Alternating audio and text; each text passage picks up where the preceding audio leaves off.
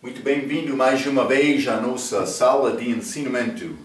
Estamos a continuar com o nosso estudo, a história da Bíblia. Mas entramos a nossa primeira vez, a nossa última vez, falando sobre a terminologia.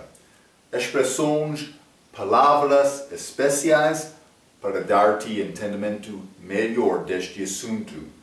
Então, falamos sobre várias coisas. Falamos sobre esta expressão crítica textual, que realmente é uma tentativa dos bolseiros, muitos que estudam manuscritos hoje, para diminuir a autoridade dos manuscritos maiores em números, com acuracia, também, vou dizer, mais antigos. Mas eles querem destruir a influência católica. No fim, vamos entender isto.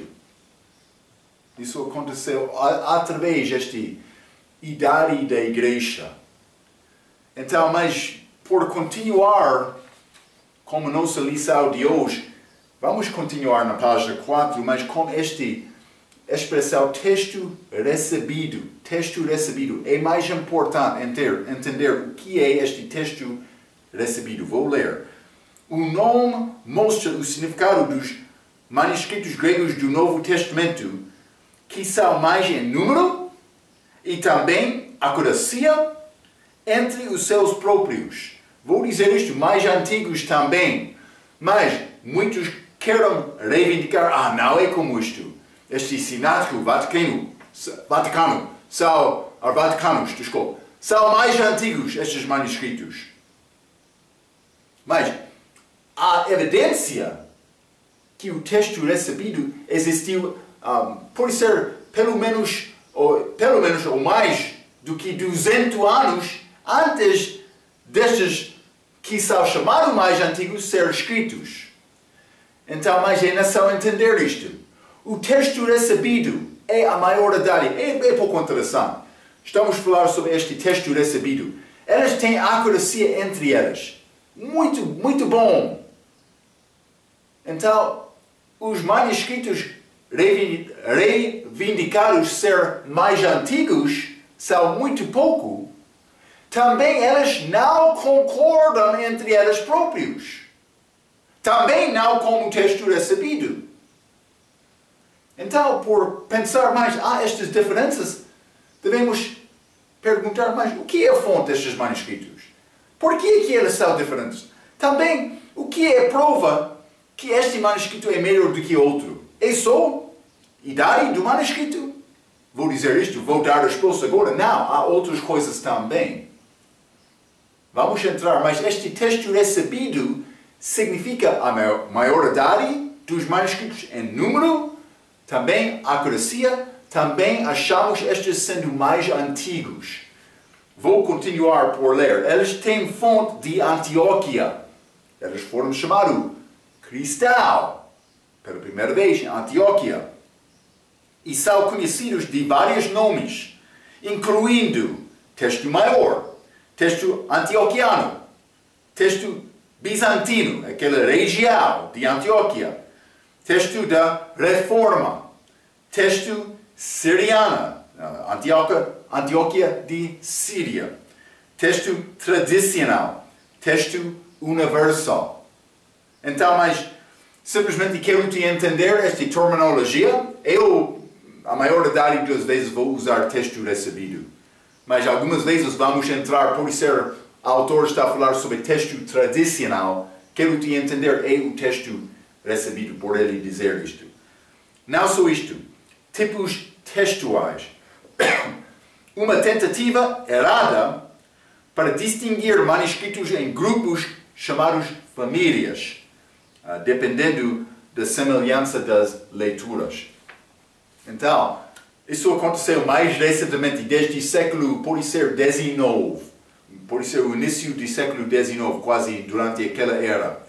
Eles queriam entrar para dizer, mas há várias famílias. Está este texto, tipo textual. Quer dizer mais, este manuscrito é desta região porque esta característica pertence àquela região, àquele lugar. Então, mas podemos aprender algumas coisas disto, mas vou dizer isto, as provas que elas usam para apoiar esta teoria delas não conseguem ser consistentes para fazer uma prova autêntica.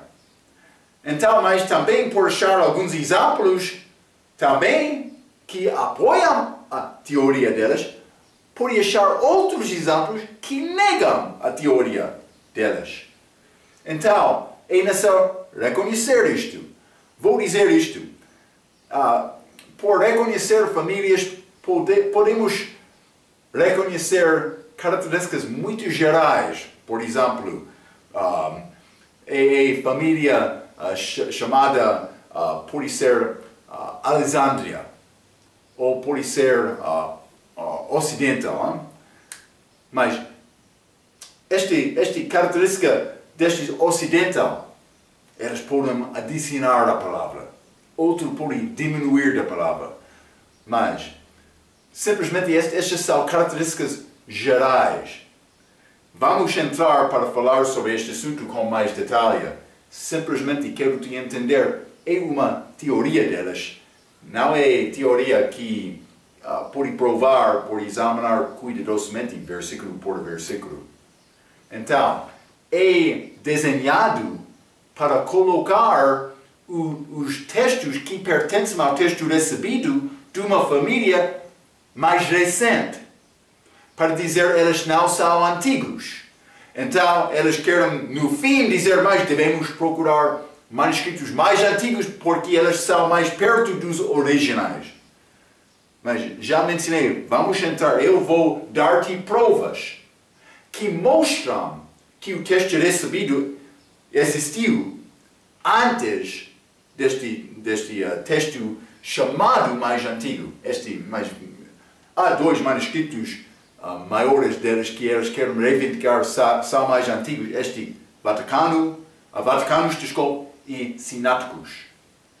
Mas há outros também, vamos entrar, estudo com muitos manuscritos desde o início da igreja.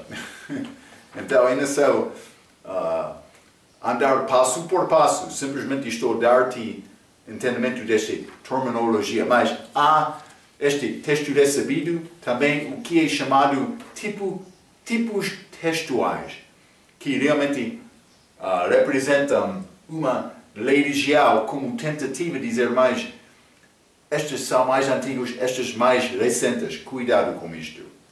Então, vamos continuar, página 4, tradução da equivalência formal. Vou ler, traduza a palavra de acordo com o léxico grego para que a sua tradução produza quase que uma tradução palavra por palavra do grego para outra língua. Então, mas quero dar-te pequena explicação sobre a tradução para mostrar o que é esta tradução de equivalência formal. Vou dizer isto, primeiramente, por mudar uma palavra de uma língua para outra, para dar entendimento, é possível fazer o que é chamado transliteração. Vou dar-te exemplo. Esta palavra, a palavra batismo.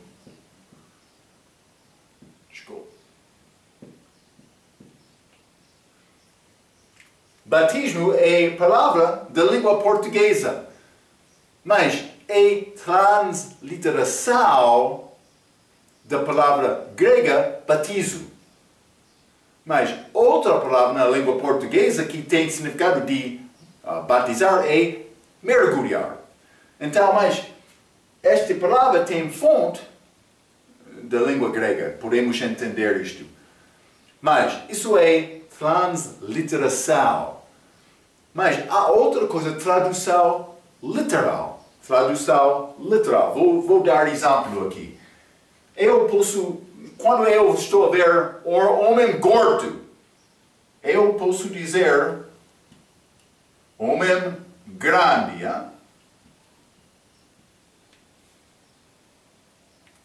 na língua inglesa, man big.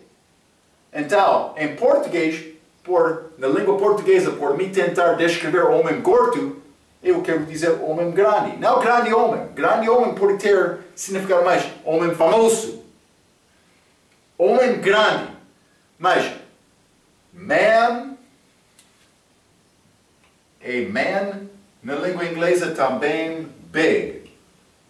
Mas na língua inglesa eu não vou dizer man big. Eu vou dizer big man. Esta palavra para descrever homem fica antes deste nome, desta palavra homem. Então, para dizer homem gordo na língua inglesa, grande homem, é a maneira. Então, para fazer tradução literal, vou ter homem, man big, ou homem grande.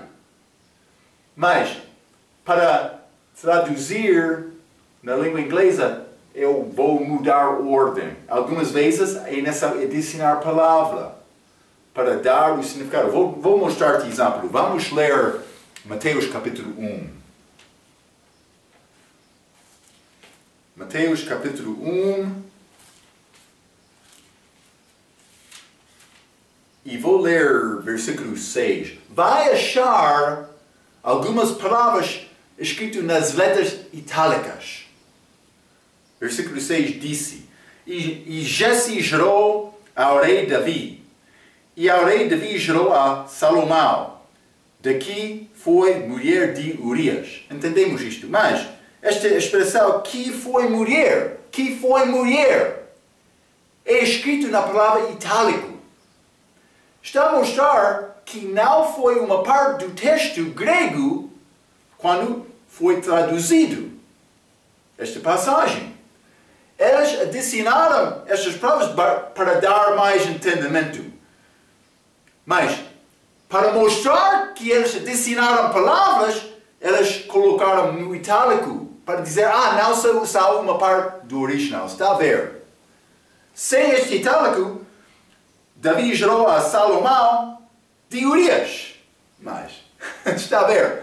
Então, simplesmente foi escrito daquela maneira, mas para traduzir, para dar bom entendimento, eles adicionaram estas palavras. Por isso, há várias maneiras para fazer isto. Então, mas simplesmente para ser a tradução honesta, aquela palavra adicionada deve ser escrito em itálico. Eles fizeram isto, como este ACF, para mostrar isto. Mas, esta tradução da equivalência formal está a tentar dar um entendimento bom deste assunto, palavra por palavra, mas algumas vezes adicionando palavra para dar bom entendimento. Algumas vezes com itálico, por adicionar, mas algumas vezes uma palavra pode ser traduzida a outra palavra, a outra língua com duas palavras. Isto pode acontecer, mais cuidado com isto, porque há outro tipo de tradução chamado equivalência dinâmica. Que vou ler o significado disto também. Do grego você extrapola, tira o que você pensa que o autor tinha em mente.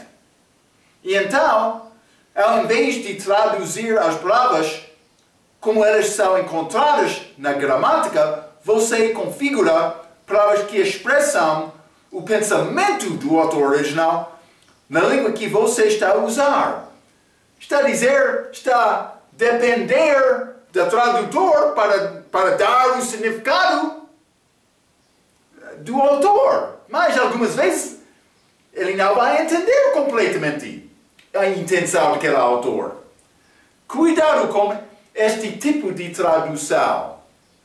Mas, quando eu estudei no Instituto Bíblico, depois de estudar este grego 3 anos, também estes manuscritos, falei sobre este aparato crítico.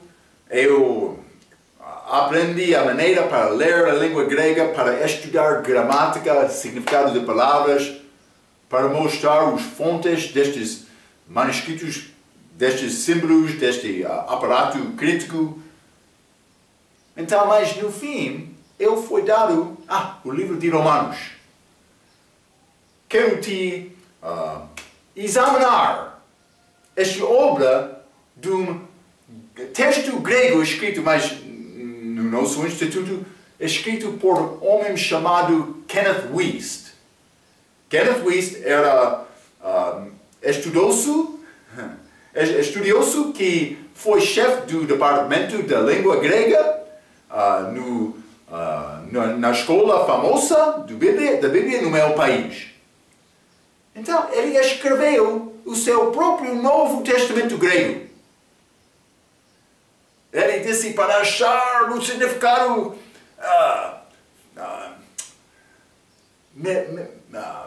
desculpa, não estou melhor do que qualquer outro, não estou a descrever bem, é a minha fraca língua. Mas eu escrevi eu li todo aquele livro de Romanos. Por achar Romanos capítulo 12, versículo 2, há um homem chamado Barry, que fez léxico, que é esta tradução literal, palavra por palavra, da língua grega. Em Romanos capítulo 12, versículo 2, este homem Barry, ele achou 33 palavras. Vamos ler Romanos capítulo 12, hein? Romanos capítulo 12, versículo 2. Vou mostrar-te este exemplo. Simplesmente, eu quero te entender a liberdade que é feita para fazer uma tradução errada. Algumas vezes isto aconteceu com este homem Wuest. Romanos capítulo 12, versículo 2. E não serem conformados com este mundo, mas serem transformados pela renovação do vosso entendimento, para que experimenteis qual seja a boa, agradável e perfeita vontade de Deus. Então, eu li isto na língua portuguesa. Penso que portuguesa tem 29 palavras. Penso que a Bíblia inglesa tem 32. Mas este Barry, palavra por palavra, tradução literal, ele chegou com 33 palavras. Mas este Wuest, quando ele fez Novo Testamento grego dele, ele chegou a 88 palavras. Como é possível? Sim, é possível o número de palavras variar um pouco. 33, 29, 33, 32, mas 88?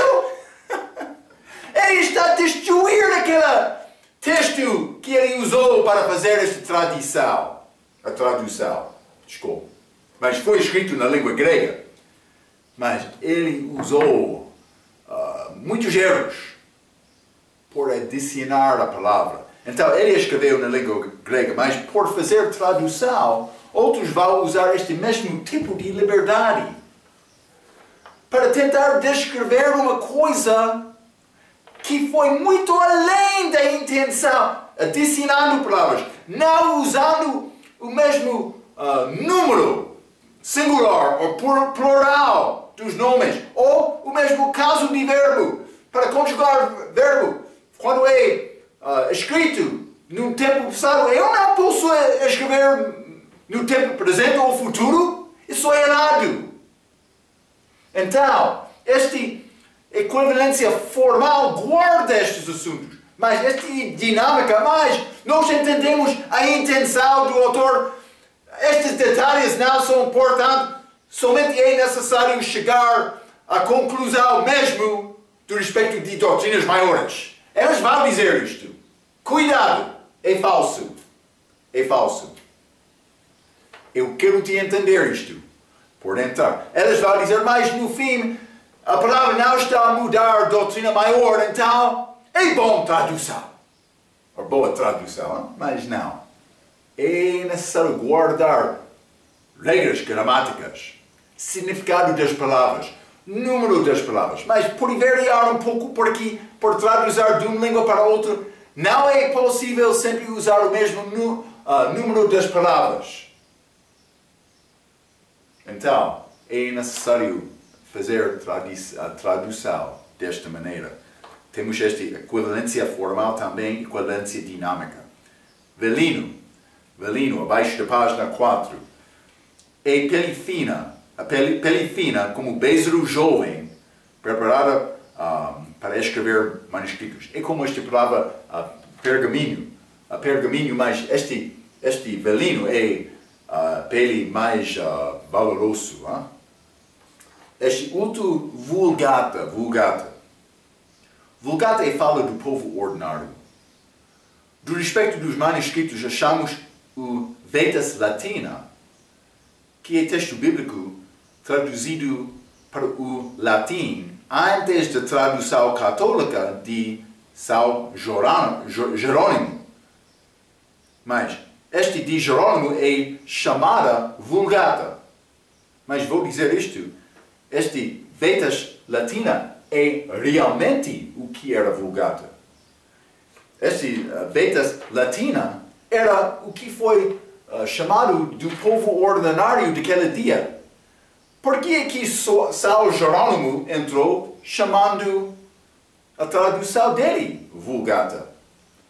Ele queria dizer que mais este tem mais autoridade porque é da língua do povo ordinário. Ele queria dizer isto. Por quê? Porque ele estava a apoiar a Igreja Católica naquela altura. Mas, na verdade, aquela Vulgata que ele escreveu foi colocado ao lado, não foi usado muito. Mas este Vetus Latina foi muito usado, copiado também. Simplesmente quero te entender isto. Vai achar muitas fraquezas desta Igreja Católica do respeito da Palavra de Deus. Elas não encorajaram o povo delas para ler a Bíblia. Não, antigamente elas queriam esconder a palavra. Elas apresentaram o culto delas na língua latina, que não era a língua do povo, mas por ser em partes do mundo sim. Então, mas o povo vai à igreja sem entender nada. É necessário ter culto da língua já para dar entendimento. Mas historicamente elas esconderam, elas não encorajaram o povo para procurar e saber a palavra de Deus.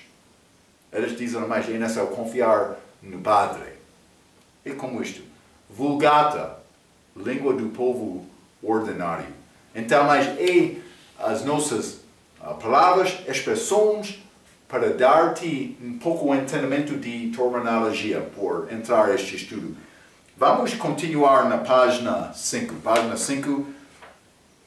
Eu tenho coisas escritas aqui que são quase a mesma do que foi escrito no nosso estudo sobre resumo da Bíblia. Simplesmente, por entrar neste estudo, quero dar esta informação para dar-te orientação. Só isto. Vou ler, fique comigo, página número 5 acima da página, introdução da Bíblia.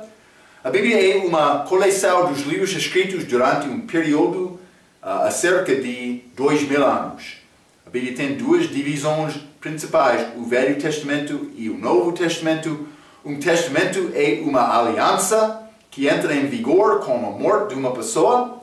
A palavra testemunho é melhor do que aliança, porque a nova aliança de Deus conosco entrou em vigor com a morte de Jesus Cristo.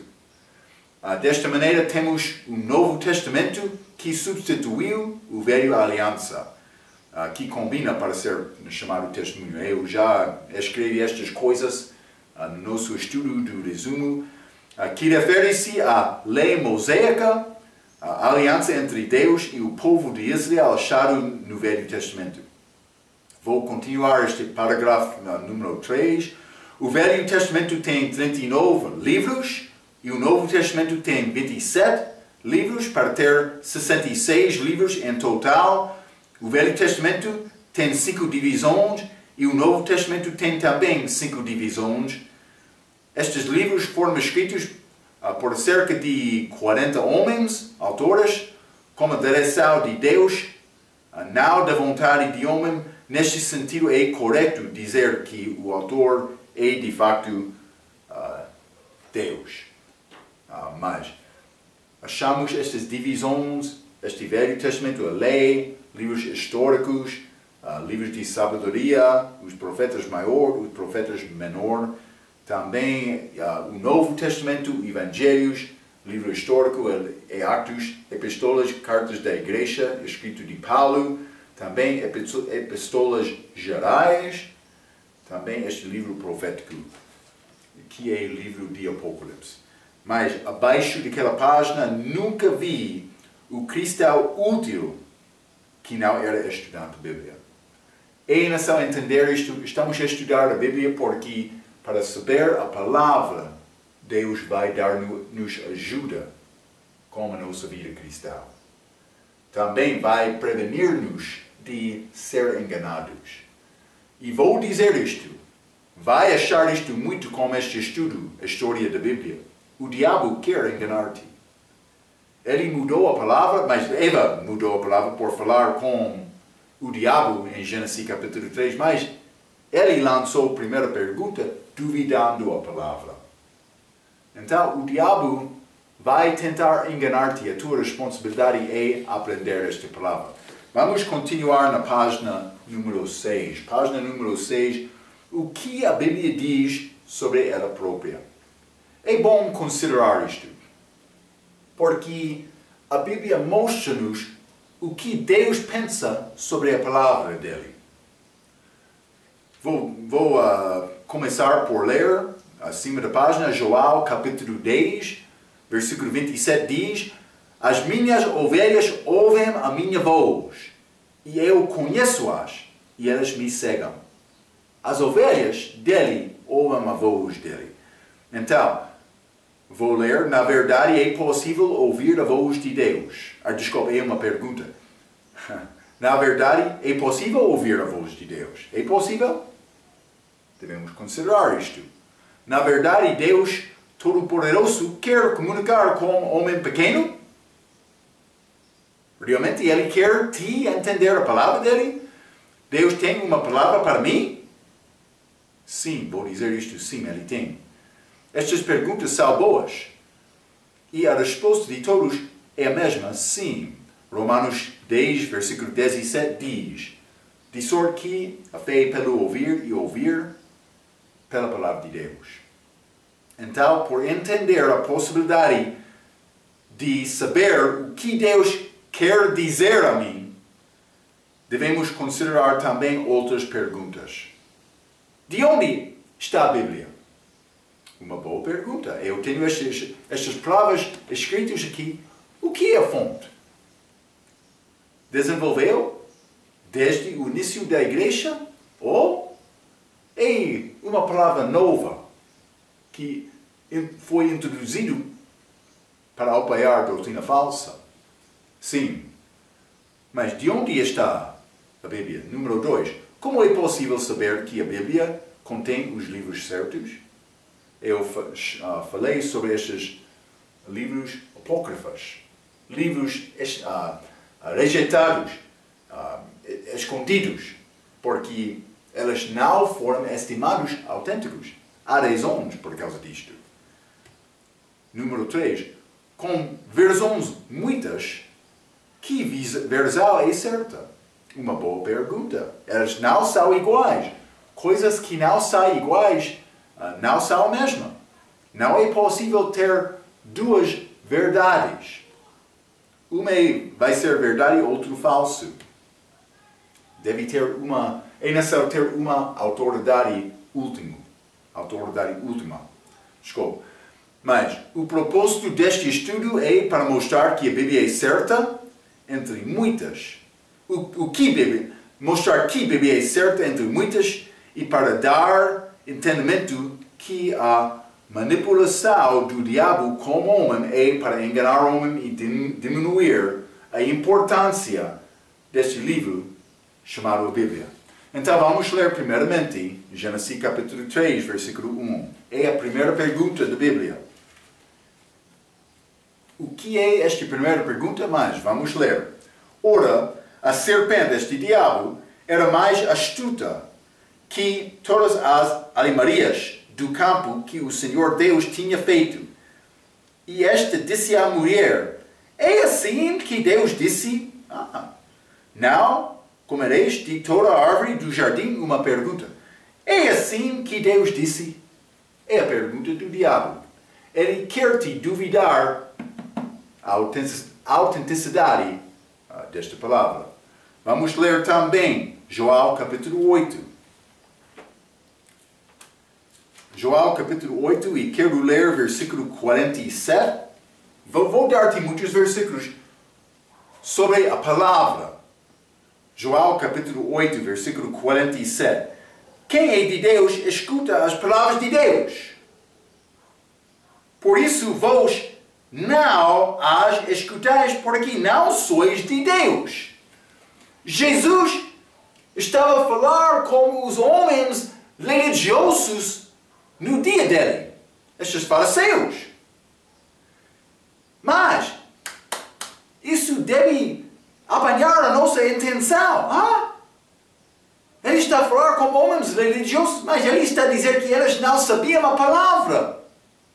Eles não ouviram a voz de Deus. Eles não foram ovelhas dele. Mas eles apareceram publicamente como homens de Deus. Mas não era isto.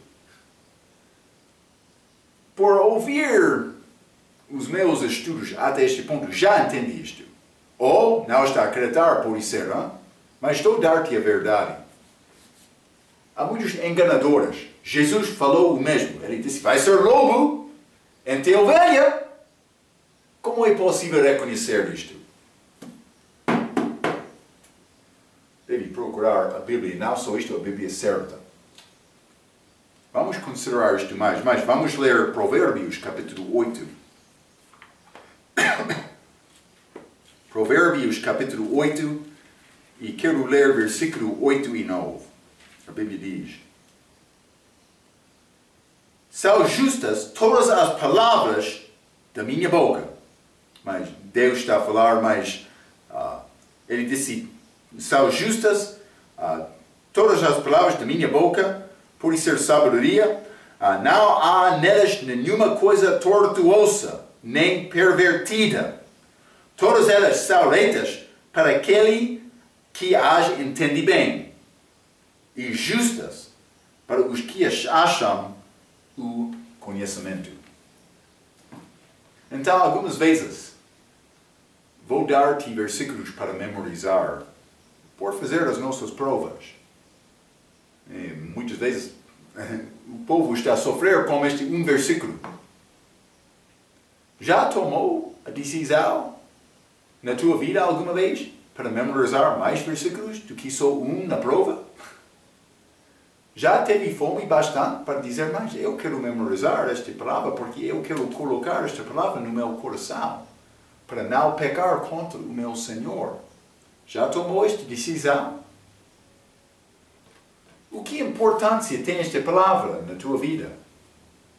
Está a pensar mais estas diferenças entre versões são só a opinião de um com comparação da opinião do outro? Está a pensar desta maneira? O que é a fonte destas Bíblias? De onde é esta Bíblia? Deus quer falar comigo? Estas são perguntas mais importantes. Ele quer falar conosco. Ele quer nos entender o que é verdade. Então, mas estas perguntas vão ajudar-nos. Mas vamos considerar coisas. Então, a linha A, no meio desta página número 6, a palavra de Deus é apresentada como autoritária. Autoritária. Deus criou por falar.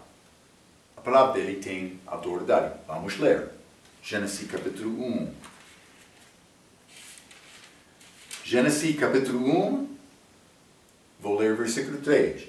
E disse Deus: haja luz, e houve luz. Ele falou. Versículo 6. E disse Deus: haja uma expansão no meio das águas, e haja separação entre águas e águas. Ele falou, a criação aconteceu. autoritária. A palavra dele é autoridade. Versículo 9. E disse Deus, ajuntem-se as águas debaixo dos céus num lugar e apareça a porção seca, e assim foi. Aconteceu, segundo a palavra, versículo 11, e disse Deus, produza a terra a erva verde. Mas podemos continuar, 14. E disse Deus, haja luminares na expansão dos céus. Versículo 20. E disse Deus, produzam as águas abundantemente. Não só isto, vamos ler 24. E disse Deus, produza a terra alma vivente, conforme a sua espécie. Então, não só isto. 26. E disse Deus, façamos o homem a nossa imagem. Versículo 28 e 29. E Deus os abençoou. E Deus lhes disse, novamente, a palavra dele é autoritária. E Deus os abençoou e Deus lhes disse, frutificai e multiplicai-vos, e enchei a terra, e sujeitai-a, e dominai sobre os peixes do mar, e sobre as aves do céu, e sobre todo animal que se move sobre a terra. E disse Deus mais uma vez, eis que vos tenho dado a toda a erva que dê semente, que está sobre a face de toda a terra, e toda a árvore em que há fruto. Simplesmente estou a tentar mostrar-te a autoridade de Deus por falar, a palavra dele. Criação. Ele falou, ele criou. A palavra dele tem autoridade. Número 2. Deus falou como homem e através de homem. Vamos ler. Êxodo capítulo 4. Falou como homem e através de homem. Então, é interessante. Ele quer usar homem para anunciar a palavra dele. Ele podia falar, mas ele quer usar homem. Êxodo capítulo 4, vamos ler versículo 10 a 15. Então disse Moisés ao Senhor, meu Senhor, eu não sou homem eloquente, nem de ontem, nem de anteontem, nem ainda desde que tens falado ao teu servo, porque sou pesado de boca e pesado da língua. Moisés, ele não queria falar. Ele disse, a minha boca é fraca. Versículo 11. E disse-lhe o Senhor, quem fez a boca do homem? Ou quem fez o mundo, ou o mudo, ou o surdo, ou o que vê, ou o cego? Não sou eu, o Senhor? Ele fez a boca do homem. Vai, versículo 12, pois agora, e eu serei como a tua boca, e te ensinarei o que has de falar. Ele, porém, disse, meu Senhor, envia pela mão daquele a quem tu has de enviar. 14. Então se acendeu a ira do Senhor contra Moisés e disse, não é Arão, o levita, teu irmão? Eu sei que ele falará muito bem. E eis que ele também sai ao teu encontro e, vendo-te, se alegrará em seu coração. 15. E tu lhes falarás, e porás as palavras na sua boca, e eu serei como a tua boca, e como a dele, ensinando-vos o que haveis de fazer. Então, mas ele quer-nos falar, ele queria Moisés anunciar a palavra dele. É a palavra de Deus, mas ele quer usar a pessoa. É interessante. Vamos continuar, Jeremias capítulo 1.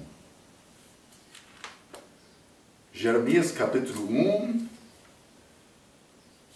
E vou ler versículo 7 a 9. A Bíblia diz, mas o Senhor me disse, não digas, eu sou um menino, porque a todos a quem eu te enviar irás, e tudo quanto te mandar falarás.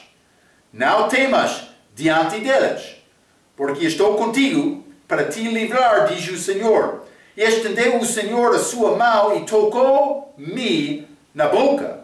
E disse-me o Senhor, eis que ponho as minhas palavras na tua boca. Ele queria Jeremias falar a palavra dele. Então ele tocou a boca dele.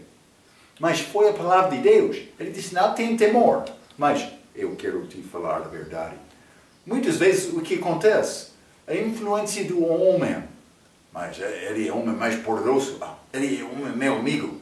Vai influenciar a nossa palavra para não defender e anunciar a palavra de Deus. Então, por causa de medo do homem, o homem muda a mensagem. Deus quer nos falar a palavra dele, segundo a verdade, não segundo qualquer religião.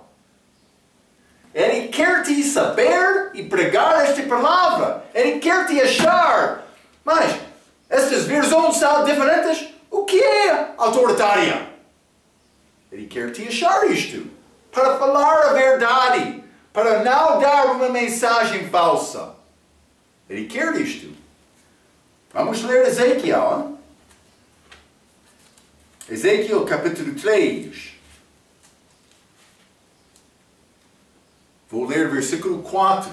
Estes profetas, lembra-te, profeta recebeu a palavra de Deus e deu ao povo. Ezequiel capítulo 3, versículo 4 diz: fez envelhecer a minha carne e a minha pele, quebrou os meus ossos. Desculpa, estou a ler em Lamentações, desculpa.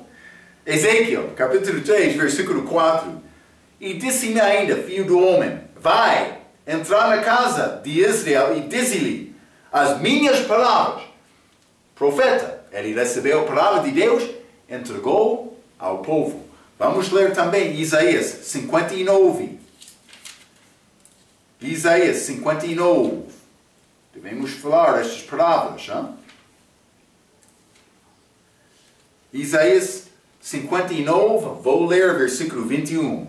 Quanto a mim, esta é a minha aliança, como eles diz o Senhor, o meu espírito que está sobre ti e as minhas palavras que pus na tua boca, não se desviará da tua boca, nem da boca da tua descendência, nem da boca da descendência da tua descendência, diz o Senhor, desde agora e para todo sempre.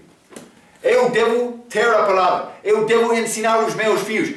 Deus quer os meus filhos ensinar os filhos deles para passar esta palavra. É como isto. É como isto. Não só isto. Vamos ler 2 Samuel, capítulo 23. 2 Samuel, capítulo 23. E vou ler versículo 2. O Espírito do Senhor falou por mim e a sua palavra está na minha boca. Está a ver? É a palavra de Deus. Não é qualquer palavra. Pastor ou pregador que quer entrar púlpito em frente do povo, domingo de manhã ou qualquer outro tempo. Não é possível chegar lá e pregar qualquer palavra e agradar Deus. É necessário pregar a palavra dele segundo a verdade dele. Há muitos pastores que entram no púlpito querendo dar a opinião deles. Cuidado com isto. Deus deu-nos a palavra, Ele quer nos dar a palavra. Vou dizer isto, Ele quer nos dar exatamente a palavra. Segundo a boca dele, não segundo a nossa própria inteligência. Algumas vezes eu vou ler coisas, eu não vou entender completamente o que Deus quer dizer. Mas é a palavra dele, não vou mudar a palavra. A palavra deve mudar, Marco. É exatamente como isto. Então, esta palavra, Deus falou com criação, foi autoritária. Também, por dar esta palavra, vou dizer isto. Quando está a falar segundo a palavra dele, ele vai dar-te grande poder, liberdade na palavra. Mas quando muda esta palavra para combinar com a sua própria palavra, cuidado, vai perder. Então é necessário saber o que Deus quer dizer a mim. A palavra de Deus é mais importante. Não só isto, número 3. A palavra de Deus é arma viva. Vamos ler Efésios capítulo 6. Efésios capítulo 6 e vou ler versículo 17. A Bíblia diz: Tomai também o capacete da salvação e a espada do Espírito, que é a palavra de Deus. É a nossa arma, é como espada. Espada. Para cortar. Quando o diabo chegou para tentar Jesus no deserto, ele resistiu e rejeitou aquela palavra do diabo pela palavra de Deus. A espada dele, a arma dele. Não só isto, vamos ler Hebreus capítulo 4. O que a palavra diz sobre ele próprio? Hein? Ele próprio. Hein? Hebreus capítulo 4. E vou ler versículo 12. A Bíblia diz: Porque a palavra de Deus é viva e eficaz, e mais penetrante do que a espada alguma, de 2 gumes. A espada, novamente, a espada. E penetra até a divisão da alma e do espírito. Coisas diferentes, partes deste corpo. Não só isto, e das juntas e medulas, e é apta para discernir os pensamentos e intenções do coração. Esta palavra pode entrar às profundezas do meu coração para chegar, para mostrar Marco o que realmente Marco é. Marco gosta de Marco. Marco, quero complementar Marco dizendo mais. Marco, tu és boa pessoa. Por me ler a palavra e entrar às profundezas do meu coração, posso entender a iniquidade de Marco. Em parte, pelo menos, não completamente. Mas a palavra é a espada que penetra. Como é possível fazer isso? Deus criou esta palavra. Ele criou o homem da maneira em que esta palavra é a nossa autoridade. O homem deve ter temor e tremer perante esta palavra. Sim, é como isto. Não só isto, vamos continuar. Hein? Número 4. Como é que Deus descreve a sua palavra? Vamos ler João capítulo 17. João capítulo 17 e vou ler versículo 17. A Bíblia diz: Santifica-os na tua verdade, a tua palavra é a verdade. Cristo, em João capítulo 14, é chamado a verdade. Mas Cristo também, em João capítulo 1, é chamado a palavra de Deus. O verbo na versão ACF. Mas a palavra de Deus. Mas a palavra é a verdade. Segundo João capítulo 17, versículo 17. Vamos ler também 2 Timóteo capítulo 4. 2 Timóteo capítulo 4 e vou ler versículo 2. A Bíblia diz: Que pregas a palavra instes a tempo e fora de tempo. Redarguas, repreendes, exortas com toda a longanimidade e doutrina. Mas Paulo está a exortar Timóteo aqui para pregar a palavra, não qualquer palavra, a palavra de Deus. Ele disse, instes, há tempo e fora de tempo. Mas algumas vezes eu não vou estar pronto, preparado, mas devo ter uma palavra pronto, preparada para falar. Está a dizer, eu devo andar com Deus. Bastante para ter esta capacidade. Também, redarguas, repreendes, exortas. É a obra do pastor para ajudar o crente para crescer em Cristo. Mas com longanimidade, devo ser paciente, mas também com doutrina, segundo a verdade desta palavra. Mas temos outras coisas para mencionar. Vamos Vamos falar um pouco sobre este engano que o diabo fez com Adão e Eva, mas com Eva. Adão não foi enganado, segundo a Bíblia. Mas eu vou esperar para acabar esta parte sobre a palavra para a nossa próxima vez. Há muito nesta parte que não vamos conseguir acabar com o ensinamento de hoje. Então, quero te guardar estes assuntos. A palavra de Deus é autoritária. Devemos reconhecer isto. Este assunto, a autoridade da palavra, merece o nosso melhor tentativa para achar o que é a palavra certa de Deus. É o que Deus quer. Ele falou exatamente este pequena parte da letra. Jesus disse, vai ser cumprido. Devemos entender, Deus é muito exato com a palavra dele. Devemos procurar manejar bem esta palavra como obreiro fiel. Ok. Vamos falar mais sobre este assunto, a autoridade da Bíblia e também a história da Bíblia, como a nossa próxima vez. Até aquela vez, pela sua atenção, quero dizer muito obrigado.